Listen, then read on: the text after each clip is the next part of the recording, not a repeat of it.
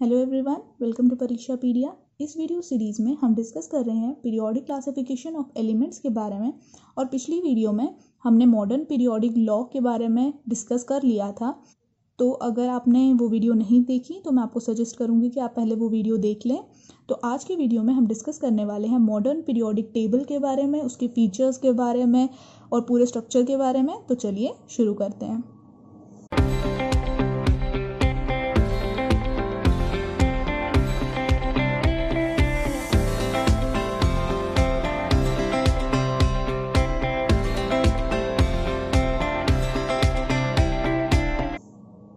So modern periodic table. अब जो ये मॉडर्न पीरियोडिक टेबल है इसे long form of periodic table भी बोला जाता है। ठीक है, long form of periodic table भी बोला जाता है। ठीक है, तो इसमें क्या है, जो एलिमेंट्स हैं उनको अरेंज किया गया था in the increasing order of their atomic number. हमने पीरियोडिक लॉ में देख लिया था कि एटॉमिक नंबर को ही एक मोर फंडामेंटल प्रॉपर्टी माना गया। तो इसीलिए इस टेबल में क्या किया गया, जितने भी एलिमेंट्स थे उनको अरेंज किया गया इंक्रीजिंग ऑर्डर में। किसके रिस्पेक्ट में? With respect to their atomic numbers. ठीक है, तो जैसे हमें पता है कि जो मॉडर्न पीरियोडिक लॉ था वो किसने दिया था? हेनरी मॉजली ने, है ना। और जो ये टेबल था ये किसने प्रिपेयर किया था? बोहर ने। किसने किया था प्रिपेयर? बोहर ने। तो इसीलिए दोनों का कॉन्ट्रीब्यूशन इस टेबल के लिए बराबर है। एक ने लॉ दिया था और एक ने टेबल प्रिपेयर किया था। ठीक है, अब हम सबसे पहले देखते हैं कि एक्चुअल में मॉडर्न पीरियोडिक टेबल दिखता कैसे है। ठीक है, ये देखो, सबसे पहले यहाँ पे जो वर्टिकल कॉलम्स हैं उनको क्या नाम दिया गया? ग्रुप्स का। ठीक है, और जो ये हॉरिजेंटल रोज हैं उनको क्या नाम दिया गया? पीरियड्स का। तो जो ये मॉडर्न पीरियोडिक टेबल है, अगर हम इसको देखें ध्यान से तो हमारे पास इसमें कितने ग्रुप्स हैं? 18। और पीरियड्स कितने हैं? 7। ठीक है, 18 ग्रुप्स 7 पीरियड्स। अब ये जो 1 से लेकर 2 का ग्रुप है उसे क्या बोला जाता है? S block elements. ठीक है, और 13 से लेकर 18 तक का जो ग्रुप दिख रहा है इसे हम पी ब्लॉक एलिमेंट्स बोलते हैं।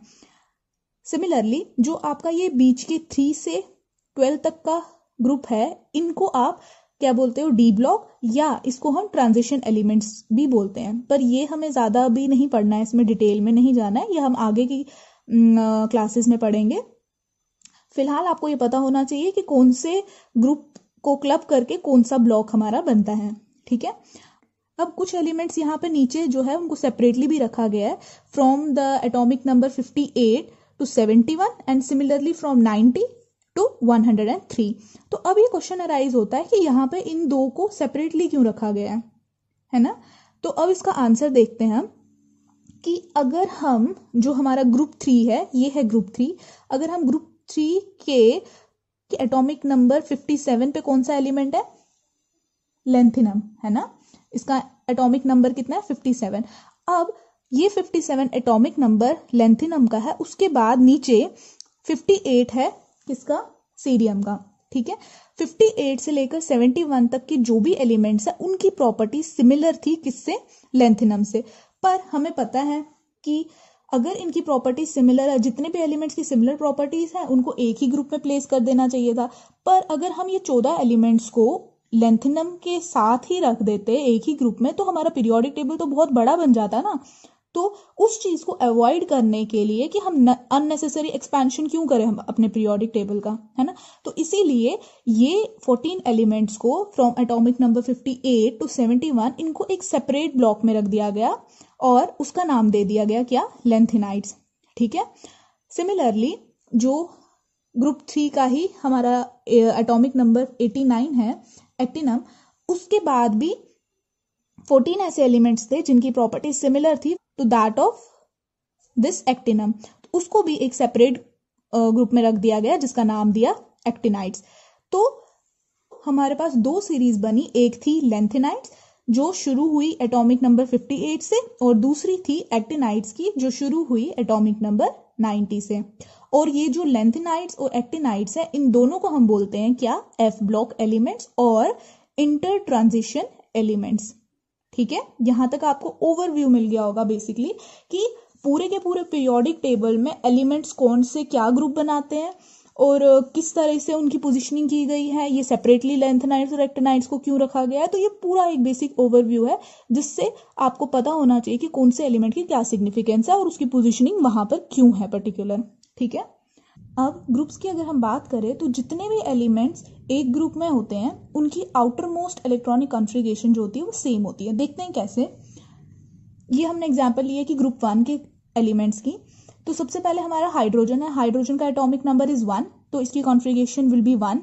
फिर हमारे पास आता है लिथियम जिसका एटॉमिक नंबर है 3, तो उसकी कॉन्फ़िगरेशन कैसी होगी 2 1। ठीक है, फिर आता है सोडियम जिसका एटॉमिक नंबर है 11 और इसकी कॉन्फ़िगरेशन कैसी होगी 2 8 1। सिमिलरली पोटेशियम का एटॉमिक नंबर है 19, इसकी कॉन्फ़िगरेशन होगी 2 8 8 1। रुबिडियम का एटॉमिक नंबर है 37, इसकी कॉन्फ़िगरेशन होगी 2 8 18 1। तो अगर हम इसे ध्यान से देखेंगे तो जितने भी आपके आउटर मोस्ट शेल पे इलेक्ट्रॉन्स है, that is the valence electrons, वो सिर्फ 1 है। तो ठीक है, 1 है, तो मतलब कि जो आउटर शेल कॉन्फ़िगरेशन है वो सिमिलर होगी जितने भी एलिमेंट्स होंगे एक पर्टिकुलर ग्रुप में। तो अब अगर हम पीरियड्स की बात करें तो फर्स्ट पीरियड में आता है आपके पास हाइड्रोजन और हीलियम। ठीक है, 2 एलिमेंट्स। सिमिलरली सेकेंड पीरियड में हमारे पास कौन से एलिमेंट्स हैं, lithium, beryllium, boron, carbon, nitrogen, oxygen, fluorine, neon. ठीक है, 8 एलिमेंट्स हैं। थर्ड पीरियड को देखिए, उसमें है sodium, magnesium, aluminium, silicon, phosphorus, sulphur, chlorine, argon. कितने एलिमेंट्स हुए, 8 एलिमेंट्स। नेक्स्ट फोर्थ पीरियड में पोटेशियम, कैल्शियम से लेकर कहां तक आता है, ब्रोमीन, क्रिप्टॉन तक। ठीक है, कितने एलिमेंट्स हुए, 18 एलिमेंट्स। सिमिलरली जो आपका फिफ्थ पीरियड है उसमें भी रुबिडियम, स्ट्रोंटियम से लेकर जेनॉन तक 18 एलिमेंट्स होते हैं। सिक्स पीरियड में सीसियम, बेरियम से लेकर रेडॉन तक 32 एलिमेंट्स। एंड सेवेंथ पीरियड में फ्रांसियम, रेडियम से लेकर आगे जितने भी एलिमेंट्स आते हैं उनको कंबाइन करके 32 एलिमेंट्स बनते हैं। पर यहाँ पर ये नोट करने की बात है कि जो सेवेंथ आपका पीरियड है वो इनकम्प्लीट है, हम और एलिमेंट्स जब डिस्कवर होंगे तो इसमें रख सकते हैं। तो ये जो हमारे नंबर्स बन रहे हैं ना 2 8 8 18 18 32 32, ये क्या है, इनको हम बोलते हैं मैजिक नंबर्स। क्यों, क्योंकि इन नंबर्स के बाद जो प्रॉपर्टीज जो है एलिमेंट्स की वो रिपीट होती जाती है, इसीलिए इनको मैजिक नंबर्स बोलते हैं। ठीक है, ये क्लियर है। तो फीचर्स क्या है मॉडर्न पीरियोडिक टेबल के, सबसे पहला है पोजीशन ऑफ आइसोटोप्स। जैसे हमने मेंडलीव के पीरियोडिक टेबल में देखा था कि जो पोजीशन थी आइसोटोप्स की वो कुछ अनसर्टन थी। ठीक है, तो यहाँ पे कैसे इसने ओवरकम किया है उसको, all the isotopes of an element have the same atomic number so they can be placed at one place in a same group. तो यहाँ पे जो मेन कंसेप्ट यूज हुआ वो एटॉमिक नंबर का यूज हुआ है। तो जितने भी आपके आइसोटोप्स होंगे एक पर्टिकुलर एलिमेंट के, उनका एटॉमिक नंबर जो है वो सेम होगा, इसीलिए उनको एक ही पोजीशन पे रखा गया है एक पर्टिकुलर ग्रुप में। ठीक है, दूसरा है anomalous position of some pair of elements. जैसे वहां पे हमने देखा था कि जो कोबाल्ट है उसका एटॉमिक मास जो था वो थोड़ा ज्यादा था एज कंपेयर टू निकल, बट स्टिल जो कोबाल्ट है उसको पहले प्लेस कर दिया गया था देन दैट ऑफ निकल। तो यहाँ पे क्या कंसेप्ट आ रहा है कि जो कोबाल्ट है उसका जो एटॉमिक नंबर है दैट इज 27 और जो निकल है उसका एटॉमिक नंबर है 28। तो इसीलिए इस कंसेप्ट के अकॉर्डिंग कि हम यहाँ पे अरेंज करें एलिमेंट्स को in the increasing order of their atomic number, तो ये कोबाल्ट जो है ये पहले आएगा और निकल बाद में आएगा। तो ये ड्रॉबैक जो था मेंडलीव की पीरियोडिक टेबल का ये भी रिमूव हो गया। Next, uncertainty in prediction of new elements.